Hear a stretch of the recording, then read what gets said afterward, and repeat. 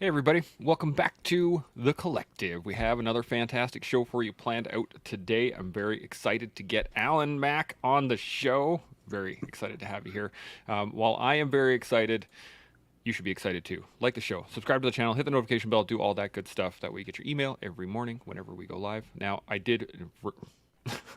neglected to say, Seb, thank you so much for being on here, buddy. 'Cause Hey, you're welcome, man. you're here so regularly. It's almost like you almost become like one of the background guys. I'm Well, just it like, should hey be. man, yeah, it's awesome though. I do appreciate you jumping in on the conversation. This is awesome.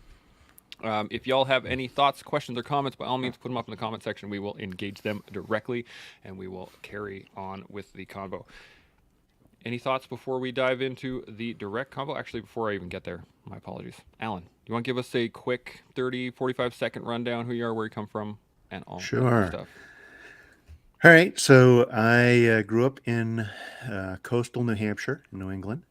And right after high school, I joined the Army as an aircraft mechanic. Went off to Korea, South Korea, for my first assignment, then Texas, and on to Germany for 4 years, and then flight school, right into Desert Shield, Desert Storm, and then kind of worked my way around until I ended up in the Special Operations Aviation Regiment, the 160th SOAR at Fort Campbell, Kentucky. And I finished out 17 years there by going up to West Point, being the detachment commander, flying the general and the skydiving team, and having a real good time. And then I retired, and now I work here in New York, Orange County. It's about 50 miles north of New York City. And I'm the Deputy Commissioner of Emergency Services, and I deal with emergency management. So storms, pandemics, that kind of stuff. And that's me. Dang. So you haven't done much at all, just kind A of. bit of an No, underachiever. no. Just kind of an interesting thing, right? Well, so we've been talking about playing the game for this last week or so, and I really want to get your point of view on this in general, as to like when you hear the concept playing the game. And I know you've watched the last couple of days, so you have an idea of where we've been talking. What is your thoughts initially on playing the game? Playing the game. Well, I got to say, I think for me, playing the game in any sort of life or event is to do it with a good attitude. Even when things aren't looking good, if you can maintain that good attitude and a good work ethic, you can get through just about anything. Now, Seb, do you have anything to add on any of that? No? No, I agree. Oh, there we go. Boom. Okay, let's all call the show, everybody. got the See you perfect later. definition. Yeah. Shaun, you got anything? No, you're all good? All right. Well, then let's get into some of the things that we were talking about the other day here, because I did want to dive into a little bit. Now, you've been with the 160th at least. Did you find that the game changed? Like when you went from Reg Army as a pilot and you went into 160th, did you have to shift your own style of playing the game? Did you have to like completely switch to a different ball game, or was it just like a small deviation? No, it was really, if you just keep with that simple edict, good attitude, good work ethic, that works in either any level of organization. And moving from the conventional Army into special operations, it was like going from a minor league to a major league sporting event. So you had to kind of up your intensity a little bit, maybe. But if you just keep working at it and smiling when you can, and everybody will help you. I always wonder too. Yeah, go ahead, Sean. Maybe just real quick for the audience, we all know what the 160th is. Perhaps others don't, so maybe we could just talk about that for a sec. For sure. Yeah. So the 160th was invented, if you will, after the failed Iranian hostage rescue in 1980.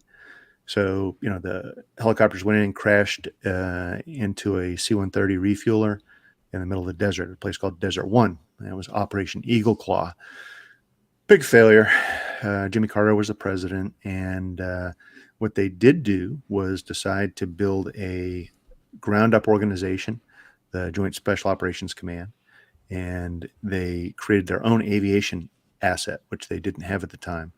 So they created this unit out of what was called Task Force 158 and Task Force 159, and they formed it into Task Force 160, or the 160th Special Operations Aviation Group, and then that became a regiment later on. So that unit it's an all-volunteer unit. You can't just get direct assigned. It's you've got to be selected. So they've got a whole selection process. And they have 3 different types of airframes. You've got what we call the little birds, the AH-6 and MH-6. They're like the helicopters on Magnum PI. One version is armed and one version is assault. It has like planks, aluminum planks on the side the guys will just sit on. You see it in the movie Black Hawk Down. And then that takes you to the Blackhawks. There's 2 versions there, an armed version called the DAP, or Direct Action Penetrator, and a regular assault version. And then you have MH-47 Chinooks. And an MH is different than a CH in that CH designates cargo helicopter 47, which is what the conventional forces use. And then the MH-47s that the 160th uses are specially modified with, terrain following radar and some other fancy black boxes that help them do some things. And you've seen them in such things as, the movie Black Hawk Down. If you're familiar with the movie 12 Strong with Chris Hemsworth, who played Thor, that depicted my first mission in Afghanistan. And in the movie, he was going to play me, but I thought maybe he wasn't tall enough. Actually, he's about that much taller than me. But that's the kind of stuff that we do. You could do airliner takedowns with the little birds, train takedowns, cruise liners, for hostage rescue, that kind of stuff. So I have a question on that then, and this is kind of a general statement, but did you get to fly all the different aircrafts, or did you specialize in the one? No, I specialized in one. It was the MH-47. I'm going to do a shameless plug here. I'll show you what it is, but it also... So this is my book that I wrote, but this is the MH-47. You see it's got a air refueling probe right here. So you can take gas in the air off a C-130. And then right over here, the screen's backwards, so it's a mirror effect. There's a multi-mode radar for terrain following. And so you can fly in the mountains without being able to see out the windows because of bad weather. And the radar will just make the aircraft go up and down in between the mountains. Dang. Gotta trust the equipment. Yeah. There's all kinds of stories with trust that equipment. Oh, God. So my question on it initially was, what was your favorite portion of flying? Did you like the lower to the ground stuff? Do you like cargoing people around? Do you like what was your favorite type of flying, I guess I should ask? Yeah, my favorite type of flying is down low. Mm-hmm. It's just a lot of fun. Although, in combat, that's not fun. It's maybe a little exhilarating, but the idea behind flying low is to mask yourself from enemy guns, or missiles. And I've had the fun of having surface to air missiles fired at me, the heat seekers, and the flares poop out and decoy the flares. I've had some heavy caliber, 23 millimeter, a lot of that shot at me. And I actually got shot down in early 2002 with an RPG and a bunch of machine gun fire. And that was interesting there. But the most fun, really, or the most enjoyable, was rescuing people. I liked doing hostage rescue, or what we call CASEVAC. So if the assaulters get shot on an objective, they're calling for someone to come get them, and it's not a medevac aircraft, it's one of us. And it's called CASEVAC, casualty evacuation. And we have our own medics on board, and sometimes we would have a 4-member SRT, surgical resuscitation team, which consisted of 4 high-speed, emergency doctors. I really enjoyed that, and if it wasn't that, then it was taking down bad guys. And I don't mean the low-level pipe swingers, but the Al-Qaeda, ISIS, those kind of guys coming in and getting the boss. That was a lot of fun. To land next to a building with a bunch of, angry Navy SEALs or Delta operators was a lot of fun. People that look like Shaun and Seb. Yeah. That would be, that sounds amazing. You guys got any questions for Alan at all? Yeah, can we talk about this for the rest of the episode? Let's or, do it, man. 100%. I am a massive 160th fan, and I watched West Point's graduation, and I've read, of course, Mike Duran's account of Black Hawk Down, and a few of the follow-ups, like in the Company of Heroes, and a bunch of those other books, and I had the chance of sort of collaborating with some of the guys over the years, and just kind of have conversation, mostly nothing dynamic and sexy, but mostly just information exchange. And it's I think that Alan comes across as being obviously like every 160th pilot I've ever met, which is very self-deprecating and very lowballing of what's going on there. It is believed to be one, if not the best and highly capable aviation unit in the world, and there are reasons for that. And those reasons are, if you can't pass, you're gone, and those benchmarks are incessant. So it's just very, very impressive career. I love it. Did you ever get a chance to meet or work with Lindsay Danilak by any chance? I don't know the name, but if it was overseas, I found, especially in the early years, guys went under alias, and it would be very difficult. I would meet these guys for the first time. I'm Bob. All right, Bob, and I'm working with Bob for a year, and then like 5 years later, I run into Bob, except his name is George. I'm like, wait a minute, you're Bob. I was like, no, I'm George. That's hilarious. She would obviously should be notable. I mean, she was one of the first females, I guess, to make it to the 160th, and she's still there today, as far as I know. She was a West Point graduate. I think she was on a little bird. Yeah, they did that just after I left. So I left there Gotcha. in late 2012. And the women came on board like that next year. Roger. Interesting thought here. Shaun, did you ever get to work with the 160th? No, I didn't. But we had our own guys up here in Canada, and they weren't bad either. I was wondering. I was talking about the 427, and I wasn't sure if they stood up for quite a while, because we didn't hear about them until halfway through Afghanistan, so I wasn't quite sure if we'd actually been using them or not. Now, I just lost my train of thought completely. Apologies. I'm going to come back to you, Alan, here really quickly, but the missions that you've done and all of the different things, I mean, you've been in for, you said it was like 30 some odd years. You've been through the ringer a couple of times, I imagine, and especially Afghanistan, flying with the crazy boys is going to be interesting, to say the least. But what do you think some of the lessons are that you can bring forward into everyday life from flying those particular styles of missions? I got to tell you, the most important aspect of any of that for me was the people.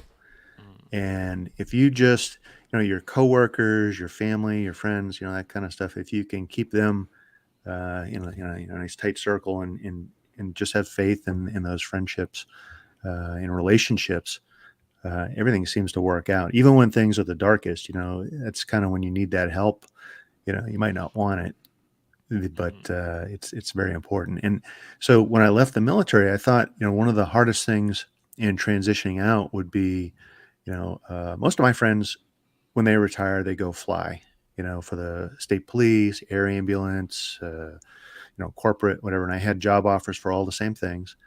And the problem with that is you go from this cohesive unit that's doing some very, very interesting and important things. And now, though you might be doing important things, you might be putting out wildfires or pulling, transferring a heart from one hospital to another, all very important.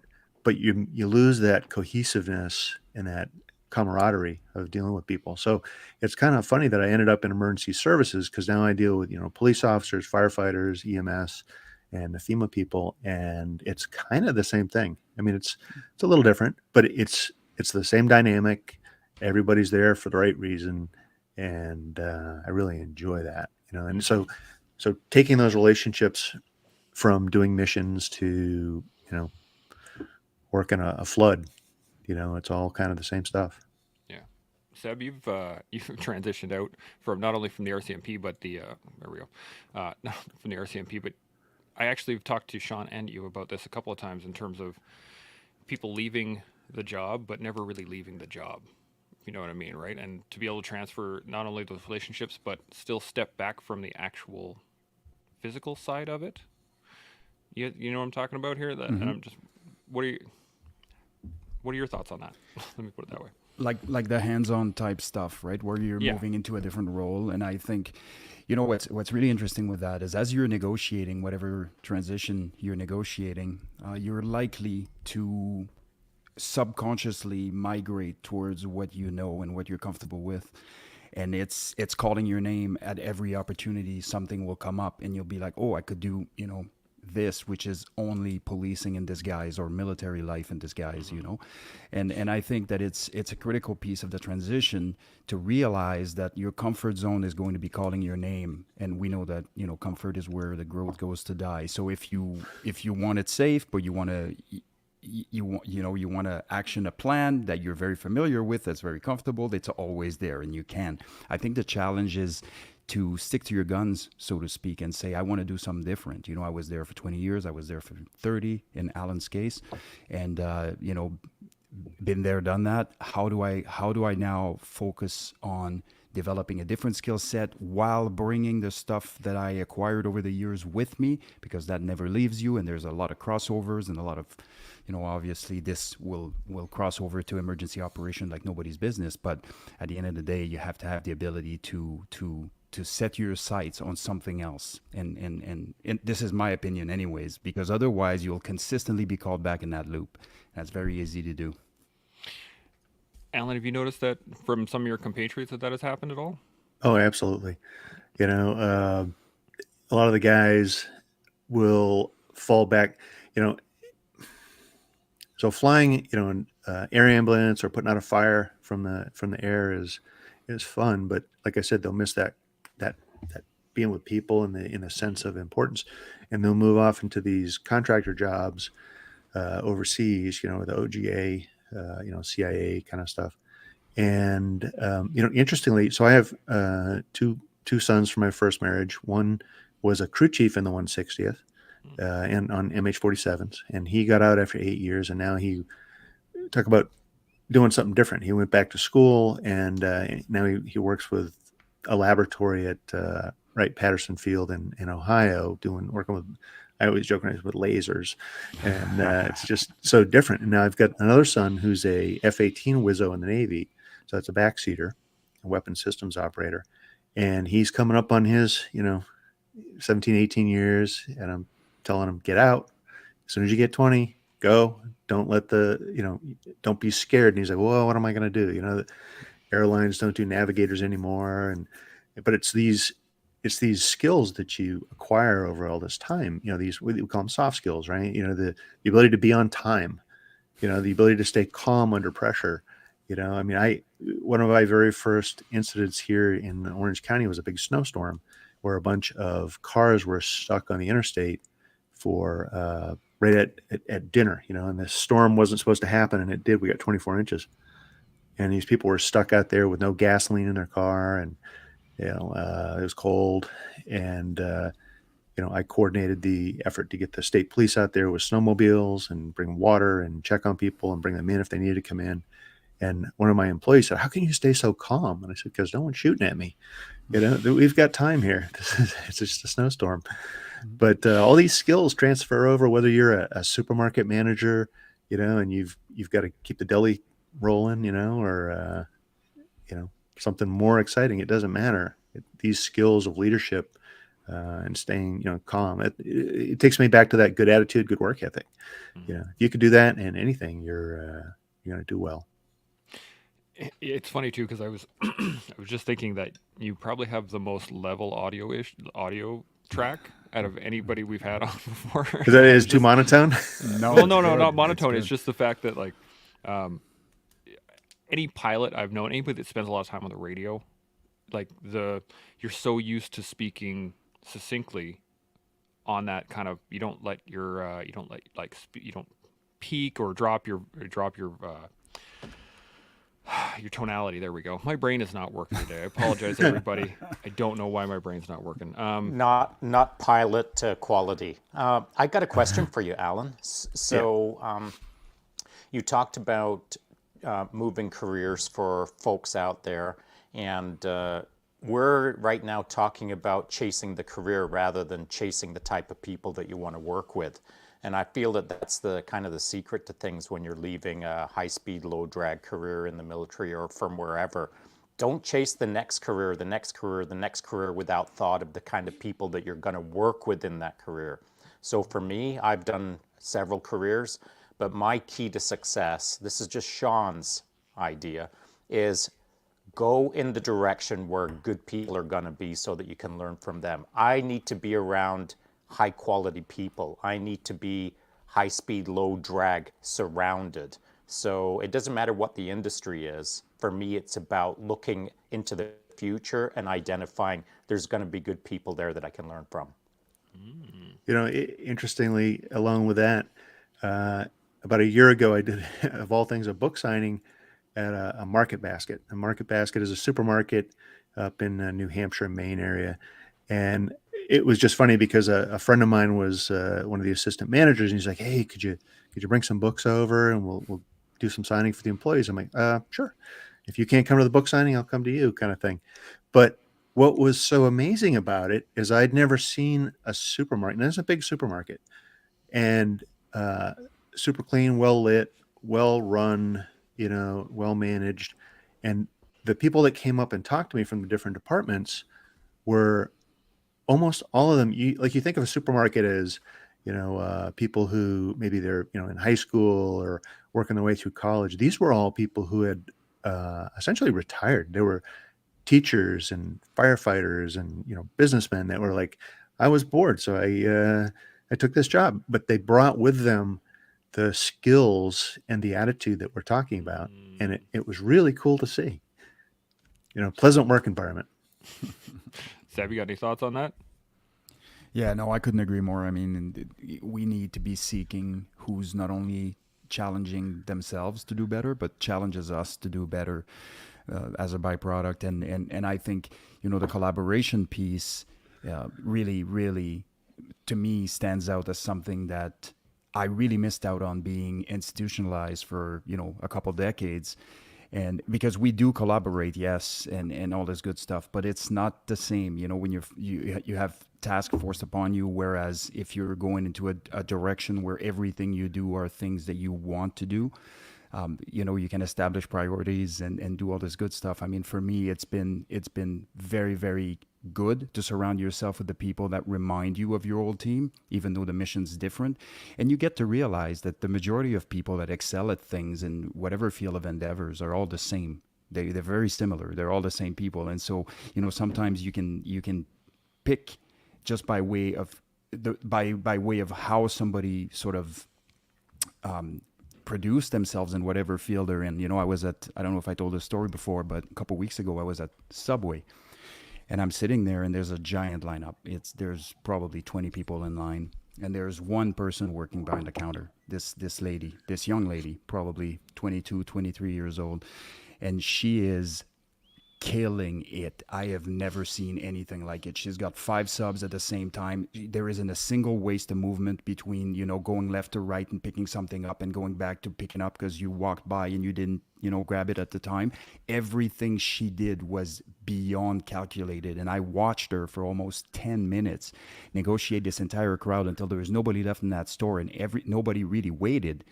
And I remember thinking, like, holy, how do you teach that? And what do you do with that when somebody has that kind of sort of fundamental, you know, baseline? You can do anything. So it's really interesting when you start sort of paying attention to people's performance and how they play the game. You're able to you know, capture incredible people in all those different fields, and those are the people that you're going to be lining up with if you're doing it correctly. That's an interesting point too. I've always seen, and I've talked to many people about this. You know, people say, "Oh, there's something to working in a good kitchen, or there's something to be working with a good crew." There's that. You know, I think we talked about this a couple times, but there's like the synergy of it, right? Everything flows together. People don't need to talk to one another. Things just happen the way they're supposed to happen, and it's an interesting question of how do you teach that to somebody, and I'm gonna come to you, Alan, on this one. If you said you were working with West Point and you're training others. I mean, imagine as a senior pilot, you'd be training pilots as well. Is that something that you are actively teaching, or is it just a kind of a culture thing where people just assimilate it as they come in? It's both, really. The culture is what it is, right? I mean, you're coming into this knowing. Remember, this is an all volunteer organization that I was in, and so you would have guys come in there sometimes for the wrong reason, and you could pick that out right in the beginning in selection. And it's like, this guy doesn't seem impressed with the aircraft. He doesn't seem, to really have the right personality. And then, you kind of weed them out through the selection process. Once you get a decent set of employees, if you will, if you can be picky enough with who you hire, then it's training. It's what we call stress inoculation. Put people under stress, in training, so that when they're doing the real thing. So when you're working the subway counter by yourself, you can, you get it all done, without getting mayonnaise all over the floor. It's interesting. Shaun, did you see the same thing when you were up at the hill?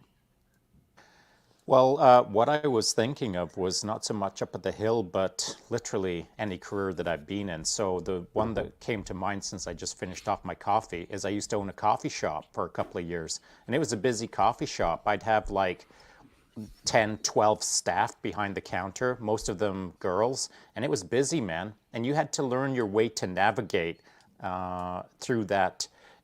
It was busy behind the counter. And so there was no room for error because my culture was high expectation culture. I was running my coffee shop like a tier 1 coffee shop. And so everyone on my staff knew what was up. And by the way, to further the point, my job as the team commander was to identify people who are really good at their job and then promote them up in the job so that they're now running the cafe rather than me running the cafe. And that's what cultures do.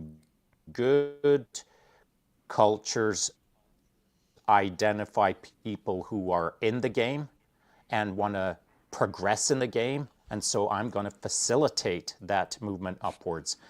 So it doesn't matter whether it's in Tier 1 out in Ottawa or it's the 160th down in the US. It's all around us in any industry, in any business. You set the culture and then you have everyone meet those expectations. Now, a question on that is there a point where it becomes ineffectual, right? Can you put the standard so high that it's just like, well, no one can attain these, or is it a question of gauging as you go, like just giving them responsibility and then letting them either hang themselves or not, and then giving them more, and then whether they hang themselves or not, in order to build that kind of culture from scratch? Yeah, for sure Shaun? there is. I mean, yeah, there is for sure. I think in any industry, you've got to hold people accountable and you've got to make them stretch their wings to some degree. But I don't need to make the comparison between running a tier 1 coffee shop and running a tier 3 coffee shop. I'll just say my coffee shop versus my own kitchen at home. Like in my kitchen, I prefer everyone to be out of the kitchen because they can't work in the kitchen like I like to work in the kitchen. And so they're in the way. They don't know how to move. They don't know how to flow like a well-run coffee shop.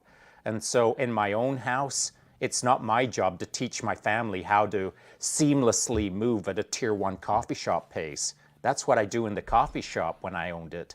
So there's a time and place for everything. And I think that the real trick is not to look at the world view as everyone has to operate like a tier 1er. What you've got to do is you've got to move through the world understanding how they're operating, synchronize with that, and then somehow try to raise the level up from level 19 to level 18 or whatever the case is. Alan, you got any thoughts on that?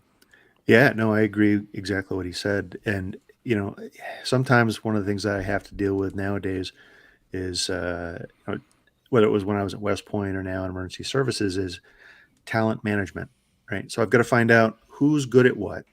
And then I'm sort of the maestro and running the symphony here is I'm trying to put the right person, maybe they've all, you'd like to think they all have the same skills, but they don't. I have one guy with a photographic memory, and he can do money with the FEMA, for disasters and things like that. And nobody else can do it like him.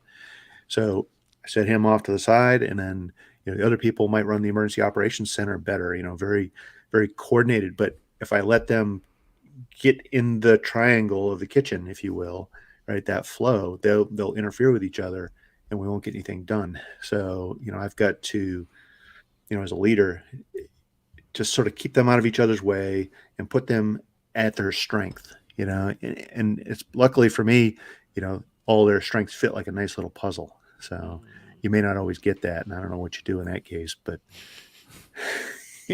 keep working at it, I guess. Run with it, yeah. Seb, you got any thoughts on it?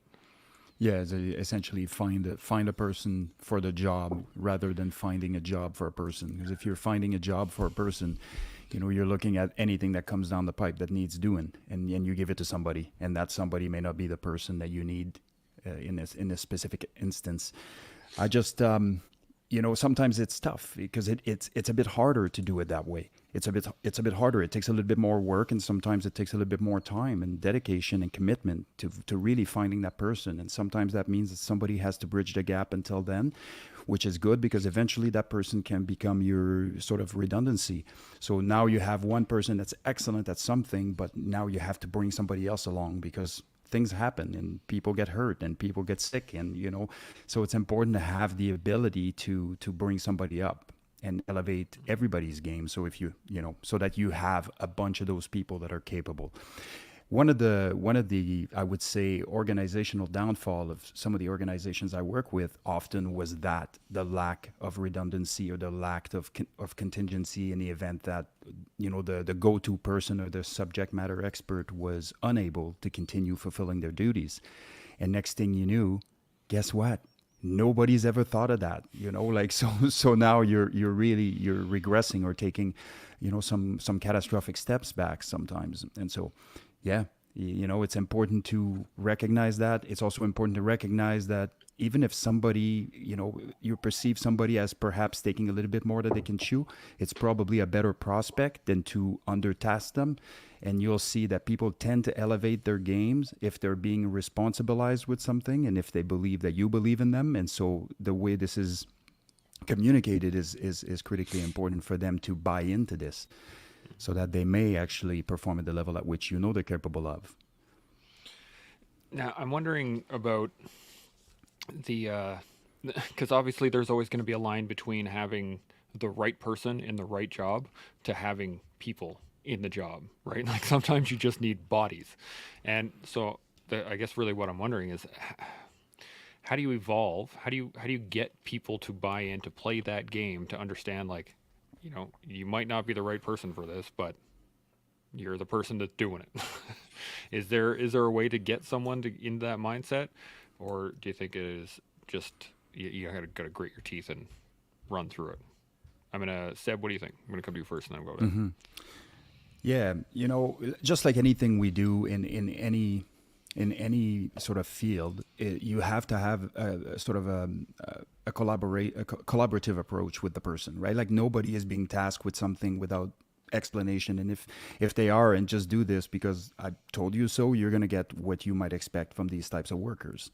They'll do nothing and they'll stare at the wall until you come and turn him over and ask him to walk that way to do something else, and that's not what you want. And I think there's an appeal there in thinking, my word is gospel and all I have to do is to snap my fingers and these people are snapping at attention.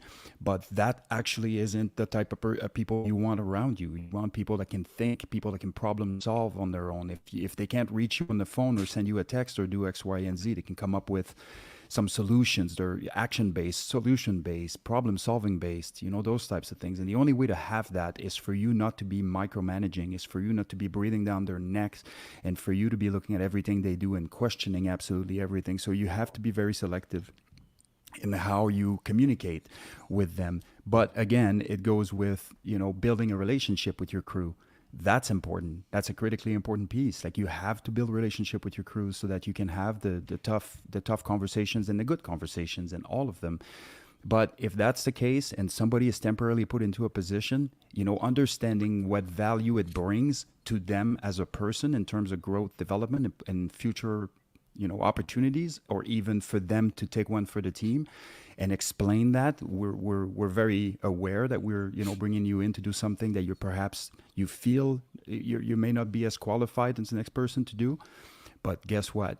Here's some of the benefits, and I think too often we think that having a regular conversation grounded in sort of care and compassion and also wanting to do well generally can stand the test, But if we don't, and if we don't have the ability to do that, it can be problematic.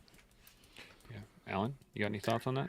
Yeah, one of the other things that you got to consider probably is the ebb and the flow of the capacity of whatever you're doing, right? The team or the organization. So when you're firing, like a car firing on all cylinders, an organization may be able to do fantastic things, right? And then you may end up, like you said, somebody gets hurt, right? Or has a baby and is out for maternity leave. And the person, either you replace that person temporarily or that person never comes back. You may still get the same job done, but it may not be at the same efficiency level or the same, throughput or output. And you just have to manage those expectations until you can regain the initiative. Mm-hmm. But, there's no sense getting upset about it. It is what it is. Now deal with it. 100%. Shaun, you got any points to add? Well, I think there is a time where you can be irritated or annoyed with the situation. It's when, and I'm not speaking to Alan, obviously, I'm speaking to everyone, is when we don't do our job. And what do I mean by that? So I'll create a thought construct. Consider when an orchestra has a orchestral conductor, as was discussed. Obviously, the conductor is responsible for shaping the beautiful sound that we're about to sit down and listen to. And that's all individual players coming together and be led by a conductor. That conductor started considering the profession of being a conductor for many, many years before he or she was standing in front of the orchestra. But I'm going back to when I was about 10 years old. I started playing piano, and then I played a boatload of instruments after the fact. And at no point in that early process did someone say to me, to young Shaun, "Hey, Shaun, you know what you should think about? You should think about one day you might be a conductor. And you should think about what that might mean. And you should think about what you would want to do in order to achieve that sort of position so that you can understand the totality of the event, so that you can understand not just your job, but everyone's job, so that you can understand if that person doesn't show up for their job, how you're going to move resources over to cover that gap, and etc." What we're talking about is creating a leader at an early age through the trajectory that is easily understood for them as they pick up their first clarinet and think, "I think I'd like to try clarinet." And so it's for us as leaders, I'll say loosely, to identify these opportunities for anyone who's within our sphere of influence at a very early phase in their career, to start injecting these ideas to look to the future when you're going to be a leader in your particular profession or hobby or trajectory, and start learning how to do it better now. Start paying attention to people who are conducting and what makes them special. Even though you just got your clarinet on day one, these are things you need to start thinking about. Seb, you got any thoughts on that? Yeah, I mean, that's, incredibly accurate. And also what you're looking at down the road, if you're doing it correctly and if you're doing it that way, the likelihood that your people are going to spend their time, sort of bitching at management or who's not doing what for who or why or whatever, is once you've been put in a position and you are now responsible to see it through, you understand how difficult it is to control, all those elements that have to come together and to make sure that that music, that beautiful music, doesn't come off as, what's the word, cacophonic or whatever, you know. It's just very important to do that, so that the people around start thinking outside of their own individual roles and tasks. And so having the ability as somebody that's growing up either through the ranks or coming, you know, just being a leader by way of being more experienced and having to mentor people or whatever the case may be, you want to make sure that they have an exposure to the job either above or two above them, you know, so it bridges that gap. It's like, it's teaching them how challenging it is. It's teaching them that there is a bigger picture. It's teaching them to consider the bigger picture, not just where the wheels meet the pavement. And so I agree with that 100%. Very accurate. Alan, you got any thoughts? Nothing to add there. I agree with everything they said. Yeah. I do have a quick thought on this one, is that, you know, we were talking about earlier, you know, seeking the people that you want to be around. And we started talking about the orchestra and all these other things. And I started to think back on my career, and I was like, some of the mistakes that I made right off the bat was that I really wanted to be the leader, and then I expected the leadership skills to like be taught to me as when I was already in a leadership position, rather than learning the leadership skills and then elevating to that position in general. And I started thinking about, how do you build, you know, how would you build your orchestra? What would you do in order to build your orchestra? Well, you would start picking out your first chairs, right? And who's going to be in the lead positions to do those leadership things throughout the thing. But you still need your second and you still need your third chairs. You still need depth of experience. But if you were to try to fill all of those chairs with first chairs, then egos would start smashing together, if you know what I mean, right? So I'm wondering if you guys have any thoughts on how would you build your own orchestra? How would you go about taking every day and building your own orchestra? Alan, might come to you first. What do you think? Well, I guess, you know, the 160th is a good example of this, right? So all of the pilots, to get into the 160th, you have to have a certain level of experience and flight hours and a certain psychological profile and an attitude. But everybody's got that, but you have to have the different levels, like you said, you know, the first chair, right? So we had levels of pilot. So the conventional Army just has pilot and co-pilot.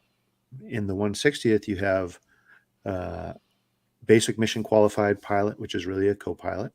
You have basic mission qualified pilot in command, and they could do basic missions. They could not work with what we call the customers, our supported unit. They could work on internal missions. They could fly cross country. They could go to and from places, and they get experience being in charge of that aircraft. And then you go to the next level, which is fully mission qualified, and that's a pilot in command that can carry, you know, our tier 1 assaulters, right? And the other guys can do it as a co-pilot, but they can't do it responsible for the airframe. And then in charge of all of the aircraft is what's called a flight lead. And the flight lead, it takes years to get to that position.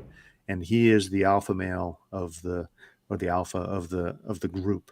And there is no doubt, you know, because the 160th is an organization that it isn't just rank based. So you could be a lower rank, but yet be in a higher position of authority in conducting missions. So it really, that symphony construct actually works out pretty good. You know, you got to pick those first chairs and the leader, you know, the conductor, and then everybody else is in more of a supporting role, and they're going to try to get into they're going to want to be in the first chair. So they will work at it. They'll practice. They'll do whatever they got to do to get over there. Mm-hmm. Seb, you got any thoughts? Yeah, I do. I like that. You know, the first chairs, what's really good with that, and for me in my field, for example, a lot of those first chairs were taken by people and in their specific sliver of capabilities were much better than me at very specific things. And so if that's the case, now you have to start thinking about how many people am I leading and how many people am I capable of leading? And we know the answer to be between 3 and 5. That's about what you can lead directly. And they have 3 and 5, and the other 5 has 3, you know, and that's kind of the concept of decentralized command. And so for me, one of the things I would do is not only empower those first chairs to make some strategic moves in the direction of the mission, you know, obviously being very clear on the stated outcome, but also to have them build their team in the way that they felt would best benefit whatever sliver of work they were given or whatever task they were given. And so it starts, yes, I'm overseeing the culture and the development of same, but really, if you have the right people in the right chairs, they should be putting the right people under them that will serve, the mission. And so you have to have the sort of you have to be trusting enough and ego free enough to let go of that control and really to see that come to fruition. And again, it's super important that the end goal and the mission and the outcome and the mission statement and everything, all of those parameters are discussed so clearly that the person has zero doubt on what is expected of them and at which level they're expected to perform it. But also entrusting them with making sure that the job is done is an amazingly sort of it makes people feel valued and want to be a part of the process and do not want to disappoint you on account of they've already had your trust. So I think that's an important piece. Interesting. Would you say that then you would want your, like, if you were you're the conductor of your own orchestra as you are in life, would you want your first chairs then picking their second and thirds? Is that what you're kind of getting at? Well, it kind of depends, but yes, I mean, generally speaking, if you give somebody responsibility with no power, you might as well take the responsibility back. So for me, it's always been important. If I responsibilize somebody and I acknowledge that person is in the first chair role for a reason, then if there is a way to get them to, find and train and select or whatever the case may be. And it's not to say that I'm completely disconnected from the process. I can be there and have a veto, so to speak, when we can have a conversation, but really trusting them and empowering them with making the team the way they need it in their specific task, sort of a sliver of tasking, then absolutely. As long as I keep the bigger picture in mind and I keep reminding, everybody about the bigger picture and what are some of the key things that they need to consider. But other than that, let them do the work, man. Yeah. Alan, I have a question for you specifically on this. Is that, did you get to pick your own teams like that when you were talking your like flight crew? Did you get to select your own teams, or was it more of just like, here you go? Yeah, sometimes I did, and sometimes I didn't. The times that I didn't usually were kind of aggravating, and they would be over periods of time. Say in Afghanistan over Christmas, right? What they would do is bring staff aviators, so guys who weren't necessarily on the line every day, and they'd moved across the street into staff jobs, and they'd bring them over to to augment so the other guys could be home with their families because they've been gone more. And though those are 160th aviators, they aren't necessarily the most proficient nor the best, at the war fighting. And so this is where I was talking about expectations. Sometimes I'd have to talk to the assaulters and say, hey, look, this isn't my A team. This is the B or the C team. So, maybe we don't land next to the building to the X. Maybe we do an offset infill, 3 or 4 kilometers away and something a little less complicated.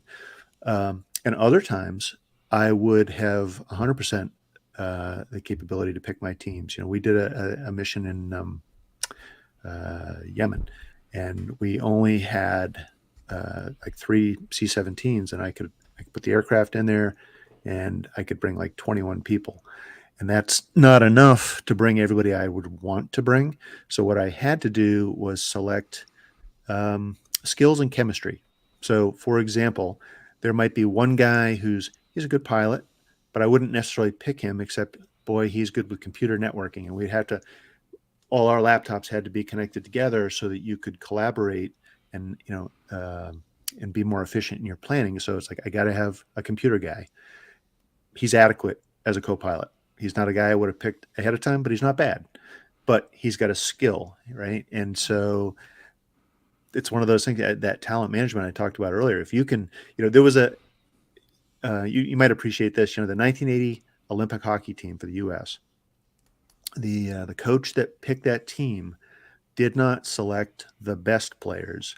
He picked the best players that worked together, right? That was the chemistry that he was working for. And he almost got fired by all the supporters because they're like, why didn't you take this guy or this guy or this guy? They're better than these other guys. And he's like, yeah, but they don't fit with the plan that I've got, so. I like that. Shaun, you got any thoughts on picking the chairs? Yeah, right from the get-go, I was torn right down the middle between I want the A team or I want the D team.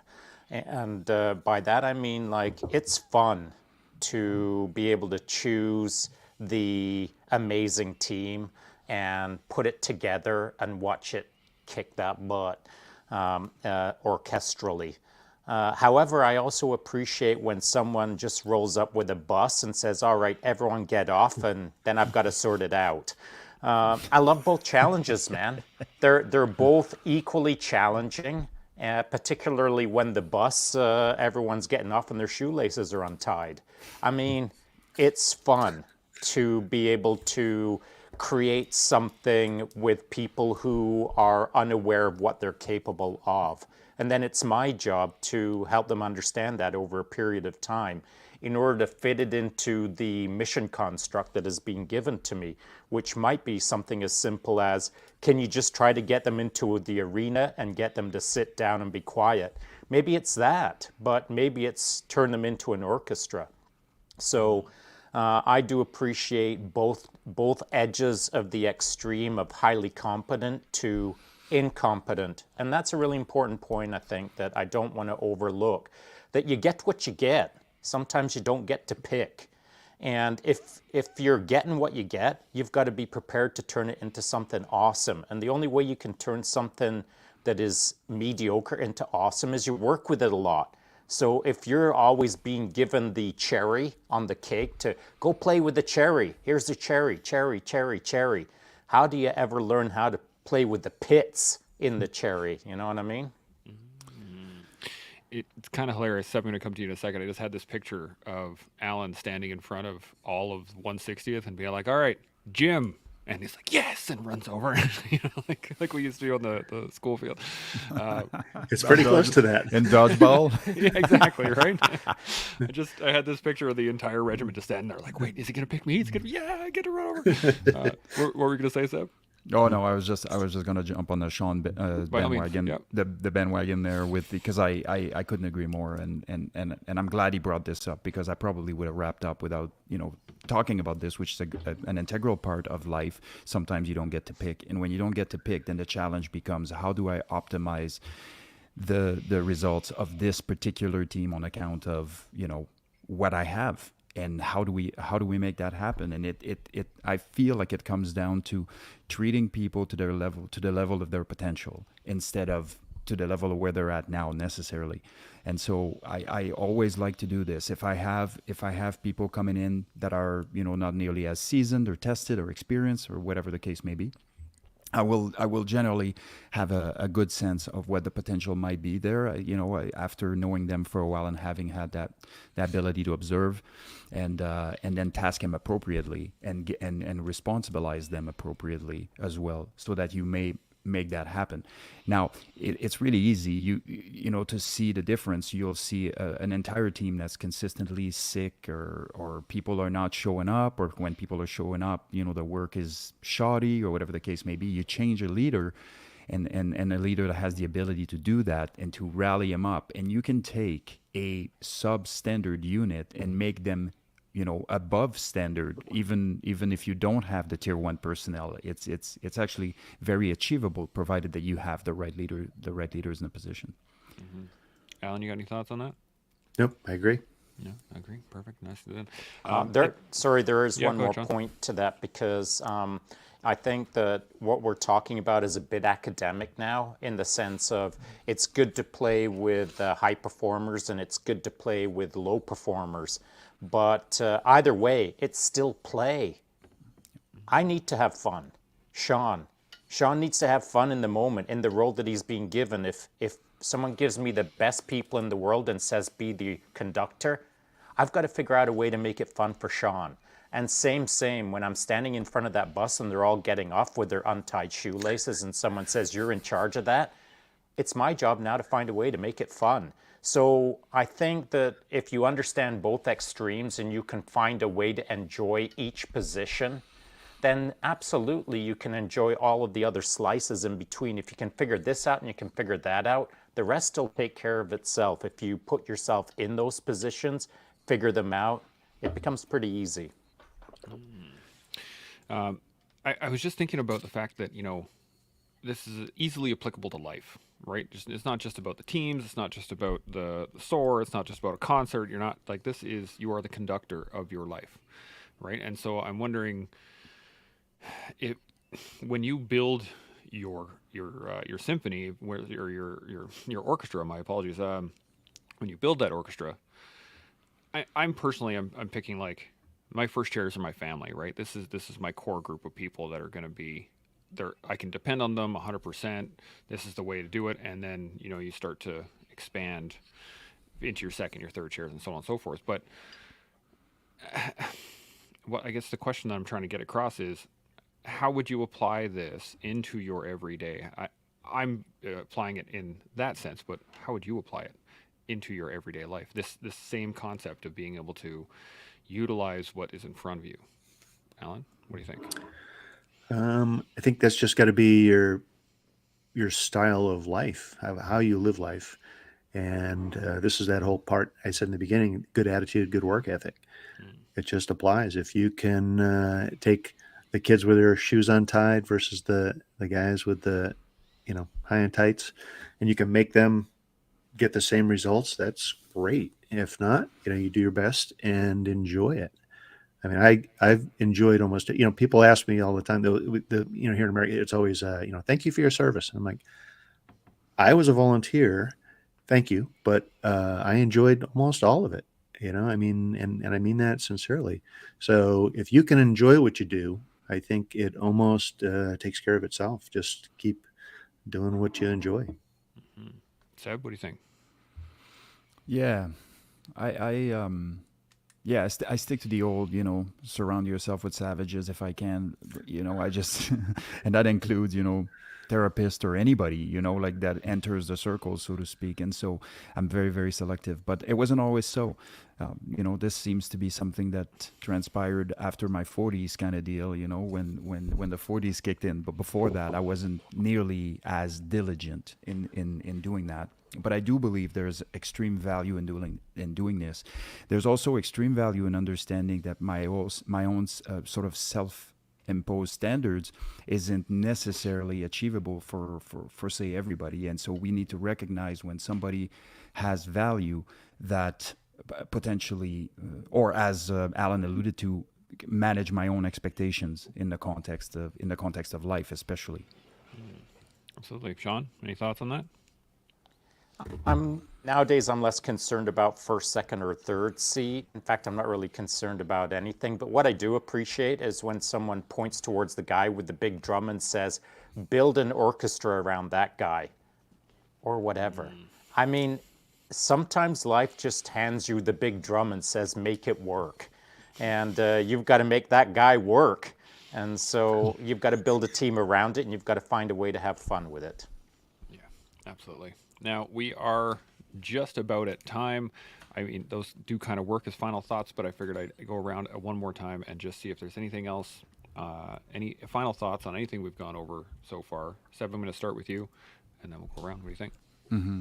Yeah, it seems as though we use the leadership lens on this one just organically, and that's totally fine because it's very beneficial in leaders in the world. I mean, if you take ownership of your life, you will be a leader anyways, whether you're in an official leadership position or not. But I think it's important to realize that sometimes, the leader is the person that doesn't set the right culture, and you're under there. And how do you optimize your team's performance if the person that's supposed to be enabling that doesn't do that? And I've experienced that lots before, and I think that's really important. It's important to have the ability to learn and to take the goods from the bad leaders and to sort of mental mark the things that you do not want to repeat as a leader. And so using that as a learning opportunity for you in perhaps drawing the roadmap to your own leadership style down the line. And so having the ability to deal with somebody that's perhaps performing a little bit below your standard in a certain sense, also applies to the leaders. So you can spend your time, bitching about the leaders, or having, jumping on a bandwagon with everybody, and in a very sort of, I guess, self-destructing way, or you can have a much more positive attitude, a much more positive outlook that's growth oriented, and that you're going to do the best with what you are given, and how are you going to make that happen and retake the ownership on that. That's a very good piece to develop as the leader. Absolutely. Alan, any final thoughts on anything we've gone over? Yeah. Remember I told you that in the 160th, we had these different levels of leadership, and the top tier was the flight lead, or the flight leader. And you may have 5 or 6 flight leads on a deployment, depending on how many aircraft are there. And what I was taught when I first got signed off as a flight lead, the guy that, evaluated me said, one word, one lesson here, and that is, or a word of advice really, is never give up lead. So if you're in a flight with other flight leads and there's an opportunity to let somebody take the lead, just because it's easier to move the aircraft around or something, he said, don't do it, because you won't like how they do it. Right. And even though the guy is qualified, he's certified, he's probably doing the right thing, it's not the way you would do it. And so in any job where, I'd say, if you want to be the leader, if you want it done a certain way, then take the lead and supervise it your way, do it your way, whatever you're going to do. But, don't bitch about somebody else in the lead position, how they're doing it. If you don't like it, step up. I like it. Shaun, any final thoughts? I like that. I think what I took away from that is never give away the lead. Try to be the lead, but always be surrounded by leads. That's a good way to put it. Nice little sum up. I like it. Well, first off, I do really appreciate the conversation. This has been great, Alan, Seb, Shaun, fantastic. I do apologize. It took me like 20 minutes to get my brain straight, so I do appreciate your guys' patience on that one. It's been a fun day. Now, this is consistently, I think we've hit this basically every day on this in terms of playing the game, is that it's up to you to play the game. Like no one else. You can't pawn it off on somebody else. You can't say it's because of that leadership or this or that and the other thing. It's up to you. So learn how to play the game, and then every day build upon it. And once you do that, you can grow into the person that you're meant to be. And you can do that with us every day here on The Collective. GMO. Chimo. Bye.